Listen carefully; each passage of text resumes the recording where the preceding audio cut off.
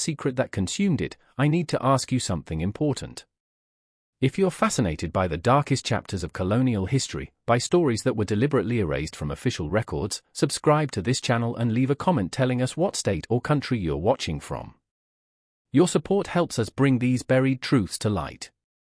This wasn't a tale whispered in taverns or embellished by common gossip. This was documented partially in ecclesiastical records, vice-regal correspondence, and family ledgers that survived the deliberate purge of evidence. What follows is a reconstruction of events that the Spanish authorities deemed too dangerous to acknowledge. The year 1803 marked a peculiar moment in Lima's history. The city, once the jewel of Spain's South American empire, had begun showing cracks in its golden facade.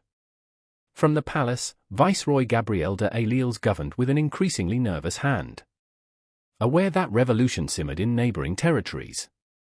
The rigid caste system, peninsulares, criollos, mestizos, indigenous peoples, and enslaved Africans, maintained an artificial peace through centuries of enforced hierarchy. At the apex of Lima's social pyramid sat the Palacios Diaga family.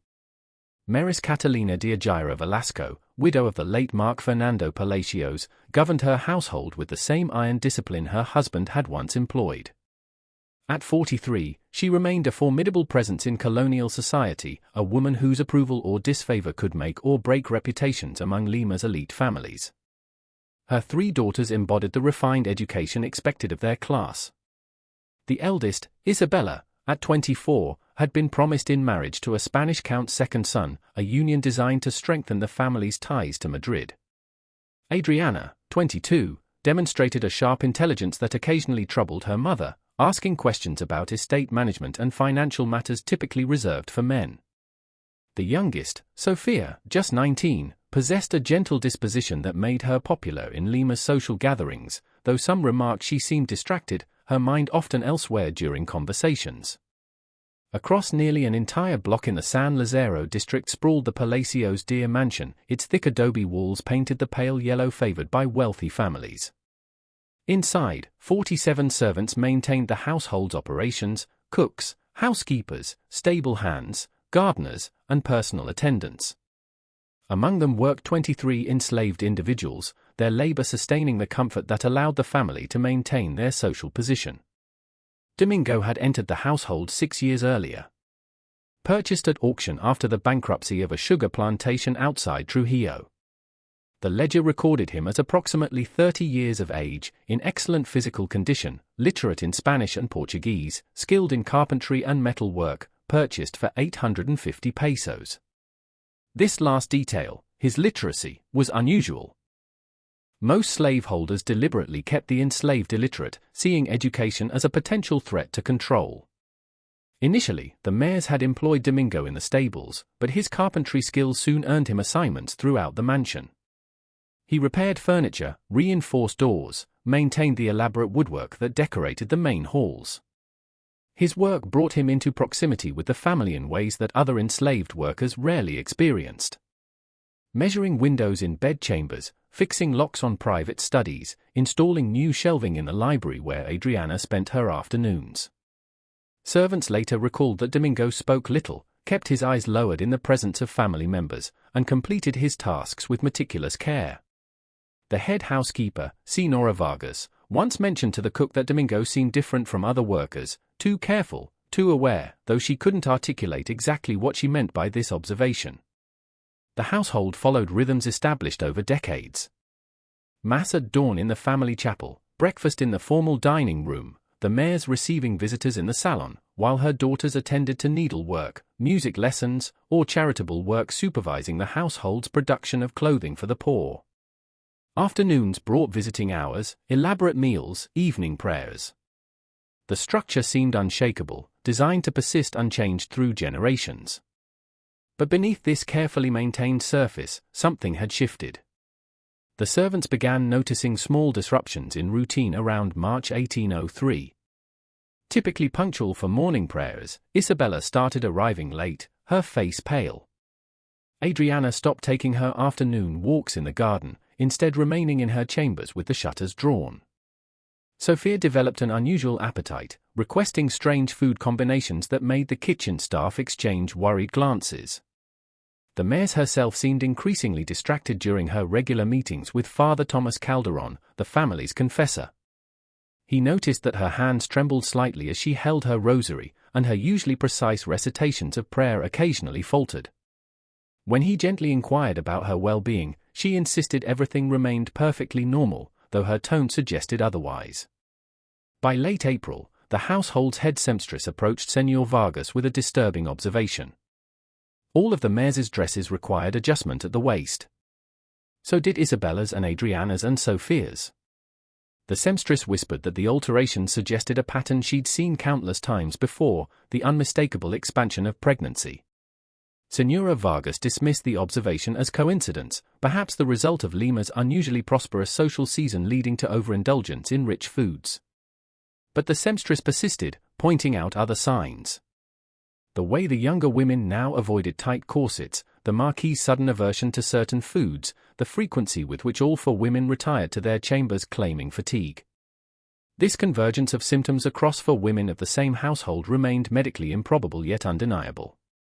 And while pregnancy itself wasn't scandalous, widows remarried, daughters found husbands, the absence of any announced engagements, any visiting suitors, any legitimate explanation for these simultaneous conditions created a vacuum that worry and speculation quickly filled.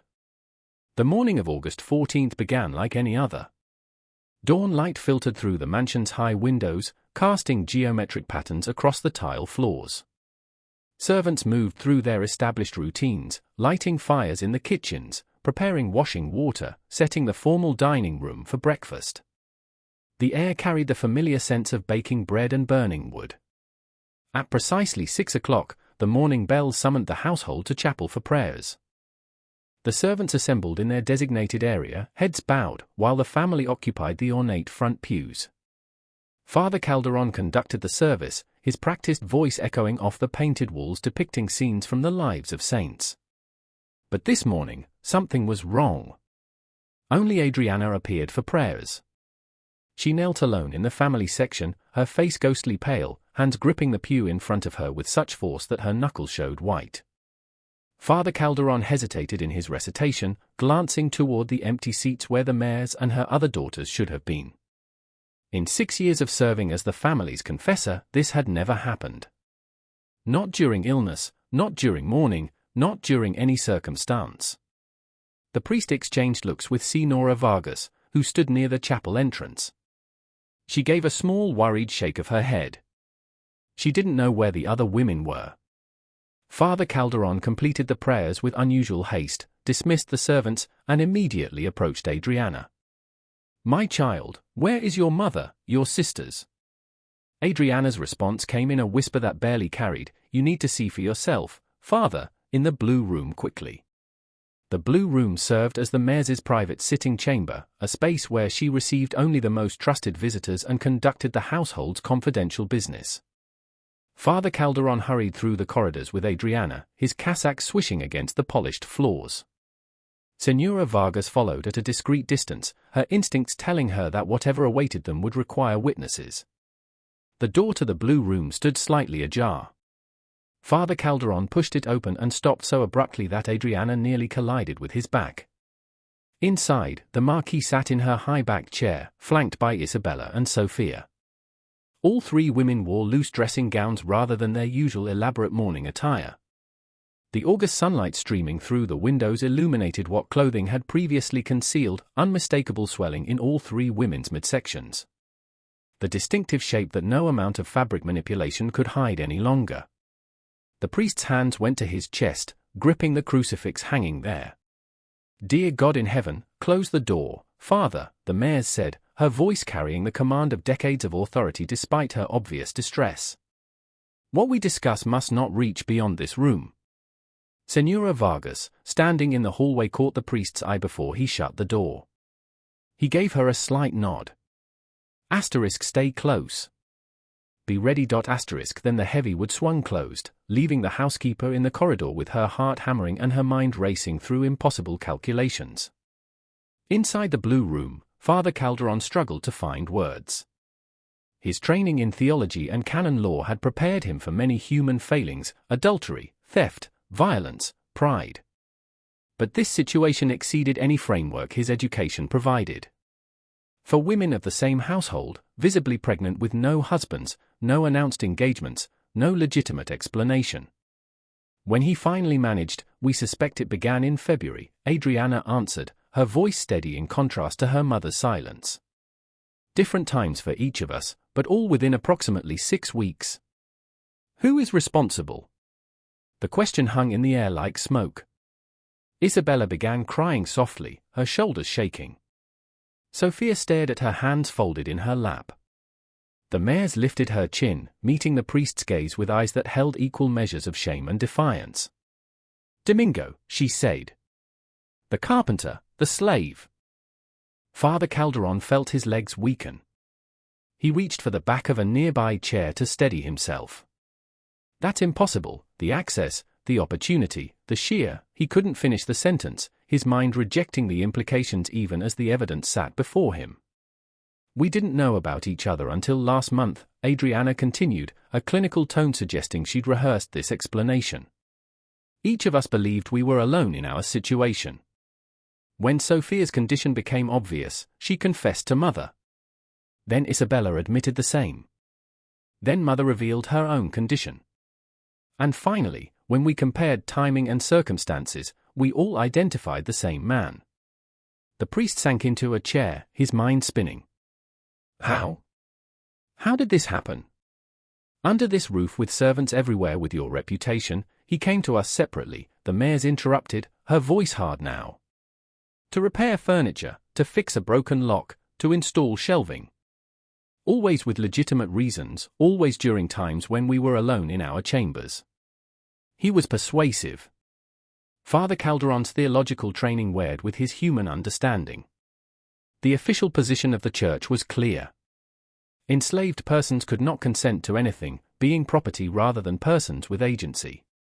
Any sexual contact between an enslaved man and free woman constituted an assault on the woman, regardless of circumstances.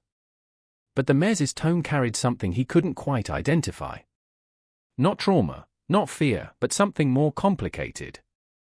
We must inform the viceroy immediately, he said. This crime, no. The mayor's voice cracked like a whip. Absolutely not. Do you understand what this would mean? Not just for us, but for every family in Lima. If word reaches the viceroy, it becomes official. Official means records. Records mean scandal. Scandal means our total destruction. Isabella's engagement will dissolve. Adriana's marriage prospects will vanish. Sophia's reputation will be irreparable. Our family name will become a cautionary tale whispered in drawing rooms across the empire. But you cannot hide this, Father Calderon protested. For pregnancies, for children. We're not hiding them, Adriana said quietly. We are controlling the narrative with your help. And so the conspiracy began, born not from evil, but from desperation, shaped by the crushing weight of social expectations and the rigid hierarchy that governed every aspect of colonial life. In that room, as morning light shifted across the floor and servants moved through their duties in distant parts of the mansion, for women and a priest began constructing a lie that would require the cooperation of dozens of people and the silence of an entire household. But first, they had to address the man who had caused this catastrophe. Where is Domingo now? Father Calderon asked. Working in the carpentry shed, the mayor's answered. He doesn't know we've discovered the pattern. He thinks each of us guards our secrets separately. What do you want done with him? The question carried terrible weight. Under colonial law, an enslaved man who impregnated a free woman, particularly a woman of the mayor's status, faced execution. Not a quick death, but one designed for public display, a demonstration of society's power to enforce racial and class boundaries. The process typically involved torture, confession, public humiliation, and finally hanging or burning depending on local authorities' preference for spectacle. But execution would raise questions. Why was this slave killed? What crime did he commit? And those questions would lead to investigations that would uncover exactly what the family needed to hide. Sophia spoke for the first time, her voice barely audible. "Please don't hurt him." The other women turned to stare at her. Even Father Calderon looked shocked. "He must face justice," the priest began. But Sophia cut him off. "Justice? What justice exists in this world?" Her voice grew stronger, carrying an edge of hysteria. "He'll die because we exist. Because the law says his existence threatens ours. Because the truth of what happened between us cannot fit into any category the church or crown recognizes. But killing him doesn't undo our situation. It only adds one more death to the horror we've created." The mayor's hand moved as if to strike her youngest daughter, then stopped. Her face worked through a series of emotions, rage, grief, recognition, before settling into grim resignation. "She's right," the mayor said finally. "His death solves nothing and risks everything. We need a different solution." Father Calderon knew he stood at a crossroads. His vows commanded him to report this to his superiors, to the civil authorities, to uphold the laws of God and empire. But his human compassion, his decades of hearing confessions and witnessing the gap between divine law and human reality pulled him toward a darker path. Complicity in concealment. "What do you propose?" he asked, knowing that with these words he abandoned the firm ground of righteousness for the shifting sand of moral ambiguity. The mayor's leaned forward, her eyes hard as obsidian. "Domingo disappears, not dead. That creates martyrs and investigations. He simply vanishes. Sold to a plantation in the north perhaps, or to a mining operation in the mountains somewhere. His voice cannot reach Lima, where his testimony means nothing because no one knows him or cares to verify his claims. And the children, 3 families, Adriana said, having clearly thought through this plan already. Distant cousins, loyal friends, people who owe us favors. Each takes 1 or 2 children, raises them in other cities. Mother's child goes to relatives in Arequipa. Mine and Isabella's to different families in Cusco. Sophia's to trusted friends in Trujillo. The births happen quietly. The babies travel immediately. And within months, our bodies return to normal. We resume our lives. The scandal dies before it fully ignites." "And the 4th child?" Father Calderon asked. "You said 3 families, but there are 4 pregnancies." Silence filled the room. Heavy, suffocating silence that carried the weight of a decision not yet spoken but already understood. "Some babies don't survive," the mayor said softly. "Complications during birth. Tragic certainly, but not uncommon. We mourn. We move forward. One lost child is simply unfortunate. For simultaneous pregnancies are a catastrophe that destroys everything." Father Calderon closed his eyes, knowing he had crossed beyond the realm of counsel into active conspiracy. "I'll need to speak with Domingo first," he said. "To hear his confession, to understand what motivated this situation." "No." The Marquise stood, drawing herself to her full height despite her condition. "You'll speak to him only to inform him of his fate. He has no voice in this matter. He never did. The moment he touched any of us, he forfeited any claim to justice, mercy, or consideration. Do you understand? This ends today, one way or another. Either he cooperates with his removal from Lima, or we pursue more permanent solutions." The threat hung in the air, unambiguous. Just when we thought the morning's revelations couldn't become more disturbing, the implications of the mayor's cold calculation revealed the true depths of desperation that drove these women. If this story is giving you chills, share this video with a friend who loves dark colonial history. Hit that like button to support our content, and don't forget to subscribe to never miss stories like this. Let's discover together what happens next. The confrontation with Domingo occurred that afternoon in the carpentry shed, a separate structure behind the main mansion, where he worked on furniture repairs and woodworking projects. Father Calderon approached alone, as the mayors had insisted. Fewer witnesses meant fewer potential complications. Later, the shed smelled of fresh cut wood and linseed oil. Familiar scents that contrasted sharply with the dark purpose of the priest's visit. Domingo stood at his workbench, planing a piece of mahogany, his movements precise and focused. He didn't look up when Father Calderon entered, though he must have heard the door open. "Domingo," the priest said. "We need to talk." The slave continued his work for several seconds before setting down his tool and turning to face the visitor. His expression revealed nothing. No guilt, no fear, no recognition of the catastrophe about to descend. "Father," he acknowledged, his tone neutral. "The women of this household are pregnant." Father Calderon stated bluntly, watching for reaction. "All 4 of them. They claim you are responsible." Domingo's face remained impassive, but something flickered in his eyes, calculation perhaps, or assessment of how to respond to an accusation that carried a death sentence. "They're lying," he said finally. "Why would they lie about this?" "Because they need someone to blame," Domingo answered, his voice low but steady. "Because the truth is worse than their fabrication." The priest felt ice spread through his chest. "What truth? You think I force myself on 4 women in a household full of servants? With no one noticing, no one hearing, no evidence beyond their word." Domingo's laugh carried bitter edge. "I'm property, Father. I have no rights, no voice, no defense. But I'm not stupid enough to commit suicide through rape.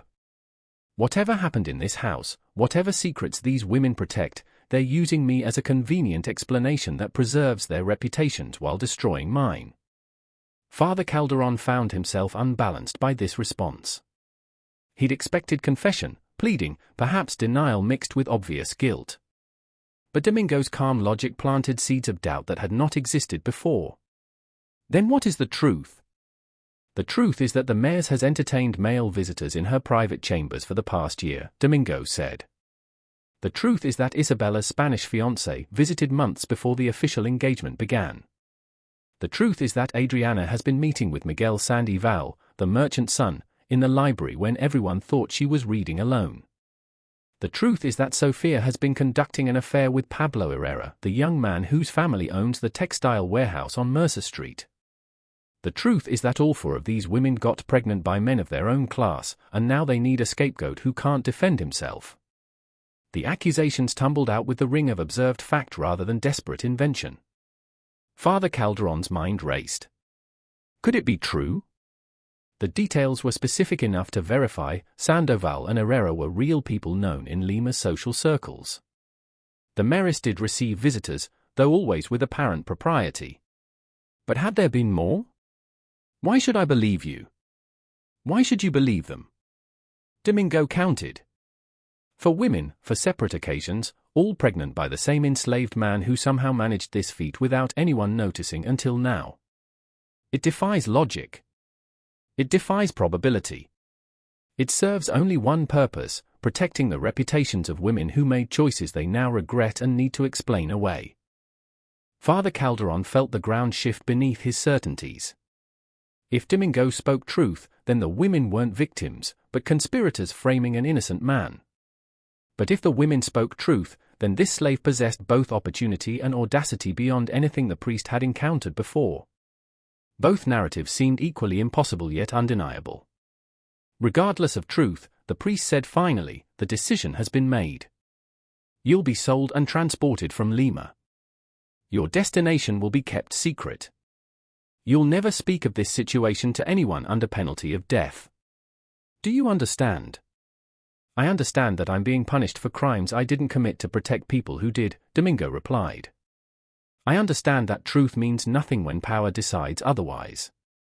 I understand that I'm property, not a person, and property has no right to justice. Will you accept this fate peacefully? Domingo was silent for a long moment, his eyes distant as if calculating possibilities and finding them all equally futile. What choice do I have? He said finally. If I resist, I die. If I speak out, I die. If I run, I die. The only path that offers even the possibility of survival is compliance. So yes, Father, I'll accept my fate peacefully. But the truth remains whether anyone believes it or not. That night, Domingo disappeared from the mansion. Senora Varga supervised his departure, watching as 2 hired men, outsiders who knew nothing of the household's affairs, led him away in the darkness. The official story recorded in the household ledger stated, slave Domingo sold to northern buyer, 850 pesos received, transferred to Trujillo-based buyer for plantation work, but no name of buyer appeared in the records. No documentation of sale survived in Lima's official registries. No ship manifest listed a cargo of enslaved persons departing for the north in August 1803. Domingo simply ceased to exist in any official capacity. His presence in the world erased as thoroughly as if he'd never drawn breath. The household staff received clear instructions. Speak nothing of recent events. Ask no questions. Make no speculations. Those who couldn't guarantee silence found themselves dismissed with small payments and vague references that would make finding new positions difficult. Within 2 weeks, 8 servants had been replaced, and the remaining staff understood perfectly what their continued employment required. Absolute enforced amnesia. The pregnancies continued through autumn and into winter. The mayors withdrew from social obligations, claiming illness. The daughters likewise retreated from Lima's social calendar, their absence explained by various convenient excuses, travel to family estates, religious retreats, assistance to sick relatives in distant cities. In reality, all 4 women remained in the mansion, confined to private chambers on the 3rd floor where few servants had access. A midwife from Callao, paid generously and threatened severely, attended them regularly, monitoring their conditions and preparing for the deliveries that would come in November and December. Father Calderon visited weekly, ostensibly for spiritual counsel, actually to ensure the conspiracy held together. He found the women's dispositions varied wildly. The mayors maintained iron control, treating her pregnancy as a logistical challenge to be managed with the same efficiency she'd always applied to household administration. Isabella swung between hysteria and numbness, spending hours staring out windows at the city she could no longer access. Adriana had withdrawn into herself, speaking only when necessary, her previous intellectual curiosity replaced by grim resignation. And Sophia talked to her unborn child, whispering conversations the priest could hear through closed doors, her voice carrying notes of tenderness and despair in equal measure. October brought troubling news from beyond the mansion walls. Miguel Sandoval, the merchant son Domingo had named, had departed suddenly for Spain. His family claiming business obligations required his presence in Seville. Pablo Herrera, the textile warehouse owner's son, had likewise vanished from Lima, reportedly to manage family operations in Buenos Aires. These sudden departures could have been coincidence, but Father Calderon noted their timing with growing unease. Had the mayors made arrangements with these men? Had she warned them, threatened them, paid them to disappear before anyone could question them about potential connections to her daughters? The priest didn't ask, knowing that some knowledge carried more burden than enlightenment could justify. November arrived with unseasonable storms. Rain hammering the mansion's tiles and flooding the streets. In the midst of the downpour, on November 19th, the mayors went into labor. The midwife worked through the night while thunder shook the walls and lightning illuminated the 3rd floor chambers in stark flashes. At dawn, the household heard a baby's cry, brief, weak, then silent. The child didn't survive. The midwife reported to Father Calderon, born too early, lungs not developed enough. The mayor's is recovering physically, but the loss has affected her severely. The priest performed last rites over the tiny body, noting the child's features as he did. Darker skin than expected for the Marquise's Castilian heritage, broader nose, thicker lips. The baby had been alive at birth, he was certain of it. The cry he'd heard had carried strength, but the midwife's face showed nothing except professional sympathy, and the small bundle she handed him for burial contained a cold infant who bore evidence of the very heritage that made its existence impossible to acknowledge. 2 days later, Isabella delivered a healthy boy. The child went immediately to the Sanchez family in Cusco, transported in the night by trusted servants who would never reveal their journey's purpose. 1 week after that, Adriana gave birth to a girl sent within hours to the Flores household in Arequipa. And finally, on December 8th, Sophia delivered twins, a boy and a girl, both robust and crying, both shipped separately to families whose names Father Calderon deliberately did not learn. By December 15th, the 3rd floor chamber stood empty again. The midwife departed with payment sufficient to purchase her permanent silence, and threats sufficient to ensure it. The servants who had witnessed any part of the deliveries found themselves generously compensated and immediately dismissed. Fresh staff, ignorant of recent events, filled the positions. The mayors, Isabella and Adriana, resumed their places in Lima's social world that spring, their figures restored, their reputations intact. Sophia, however, did not recover as expected. She remained in her chambers, refusing visitors, declining food, speaking to no one.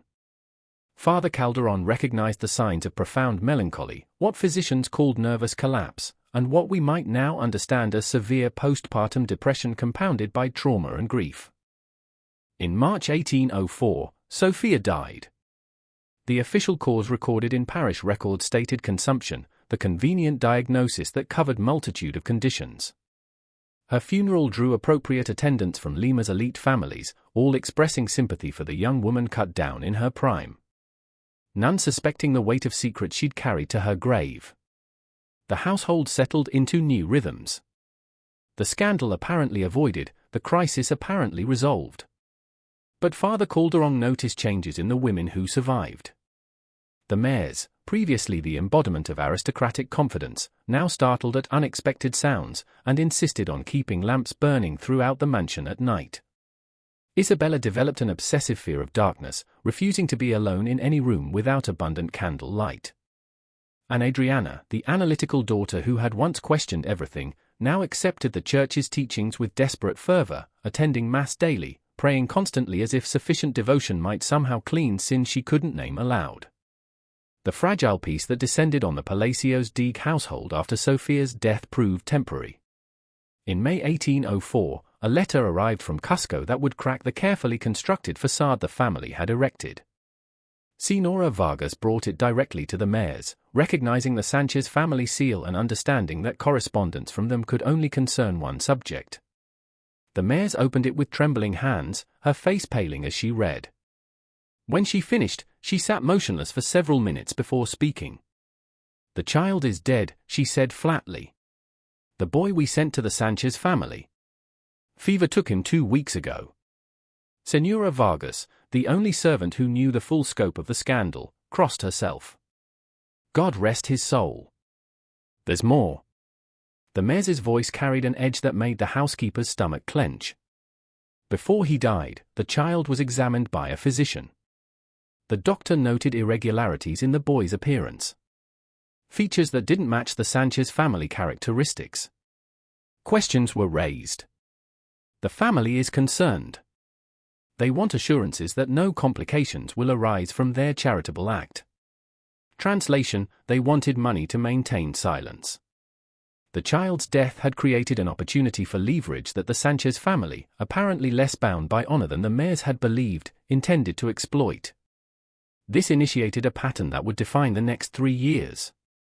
The families housing the surviving children, the Flores household in Arequipa, the Ramirez family in Trujillo, each discovered that their charity could be monetized. Letters arrived quarterly, their tone progressively less sympathetic and more businesslike.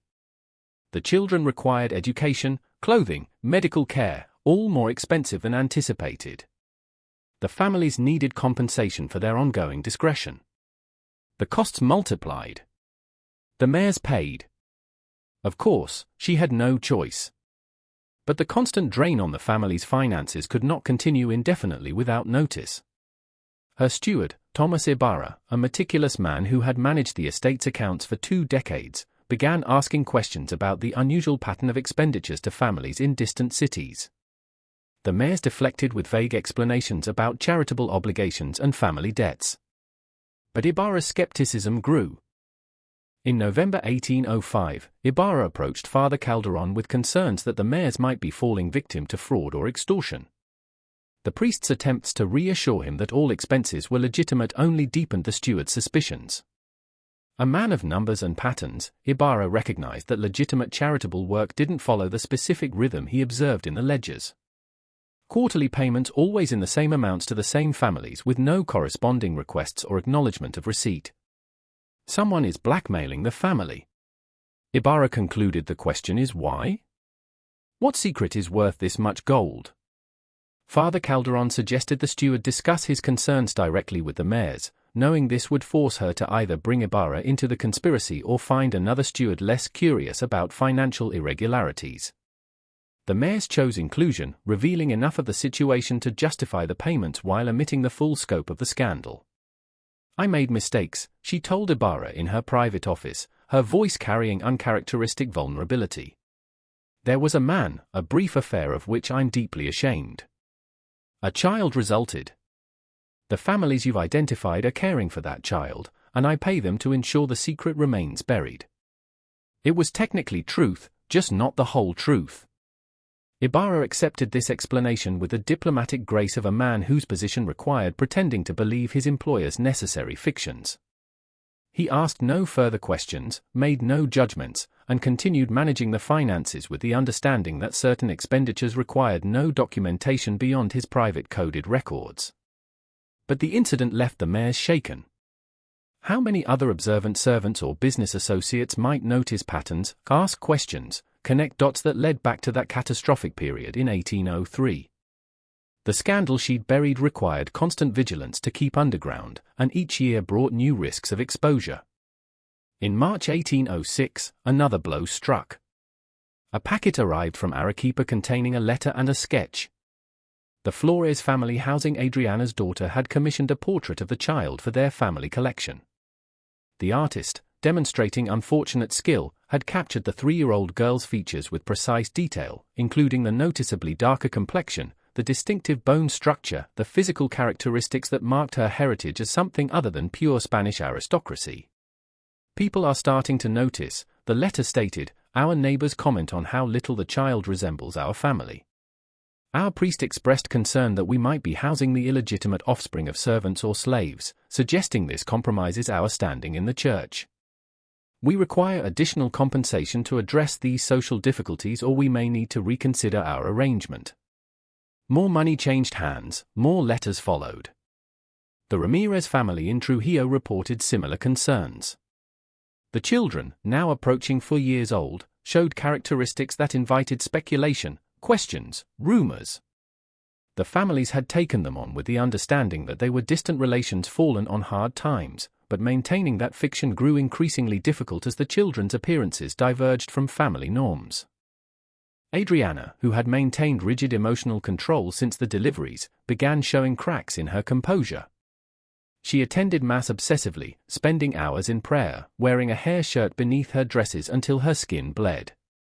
Father Calderon recognized the signs of someone seeking punishment, attempting to atone through physical suffering for sins of the spirit. "I dream about her," Adriana confessed during one particularly anguished session. "My daughter. I never held her, never saw her face before they took her away. But in dreams, I see her perfectly. She has my eyes. And I abandoned her to strangers because her existence threatened my comfort." "You made the choice necessary for survival," the priest offered, though his own certainty about that judgment had eroded over the years. "Survival isn't virtue," Adriana replied. "We survived by sacrificing others. The man we exiled for crimes he may not have committed. The children we scattered like inconvenient cargo. Sophia, who couldn't live with what we'd done. How many more must die to preserve our lie?" Before Father Calderon could respond, urgent knocking interrupted them.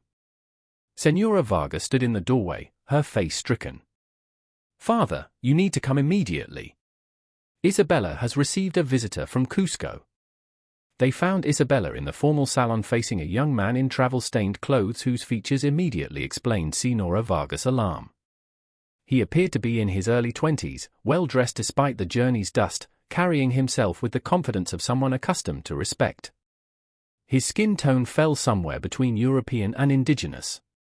His features a striking blend that suggested mixed heritage.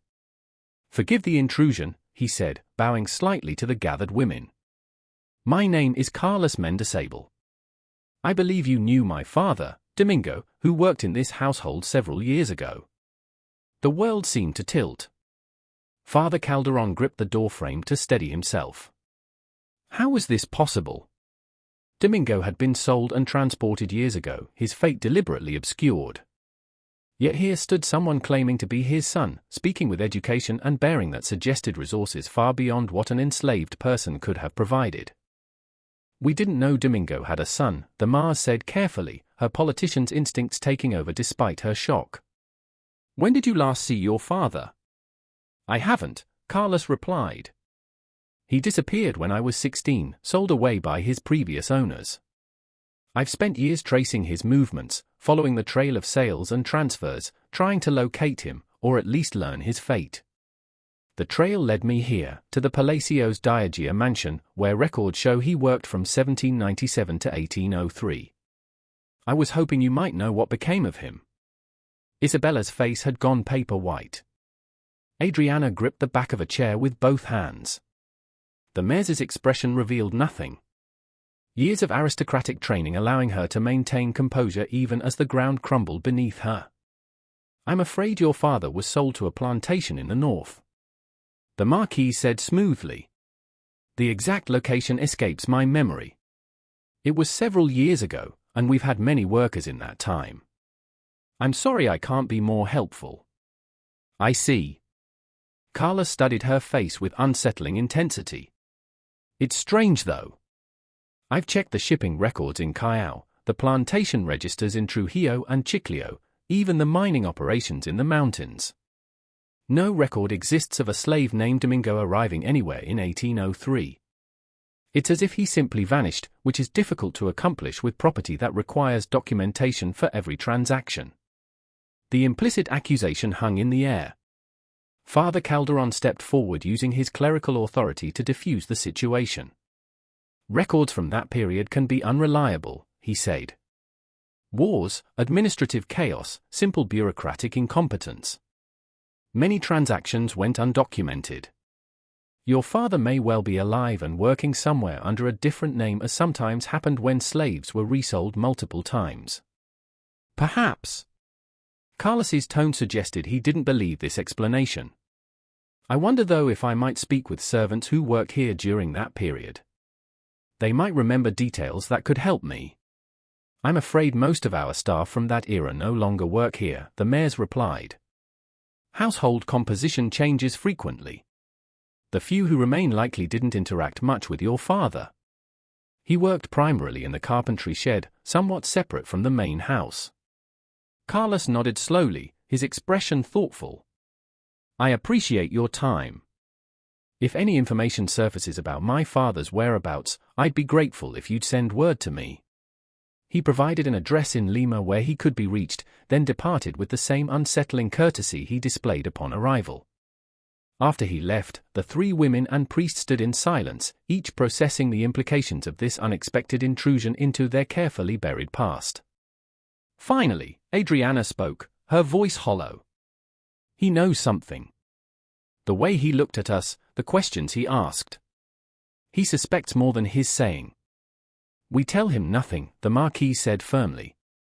He has no proof, no leverage, no authority. He's the son of a slave trying to make trouble for people far above his station. We